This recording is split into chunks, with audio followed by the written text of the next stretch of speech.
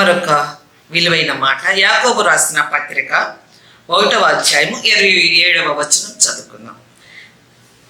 తండ్రి అయిన దేవుని ఎదుట పవిత్రమును నిష్కలంకమునైన భక్తి ఏదనగా దిక్కులేని పిల్లలను విధవరాండ్రను వారి ఇబ్బందుల్లో పరామర్శించుటయు యహలోక మాలిన్యము తనకు అంటకుండా తను తాను కాపాడుకునుటయే నిజమైన భక్తి.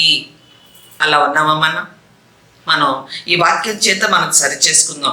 నిజమైన భక్తి ఏంటంటే దిక్కులేని పిల్లలను విధవరాండ్రను వాళ్ళ ఇబ్బందులు ఉన్నప్పుడు మనం ప్రేమించి వాళ్ళకి అవసరమైన వాటిని మనకున్న దాంట్లో ఇచ్చి సహాయం చేసి ప్రేమించటమే నిజమైన భక్తి.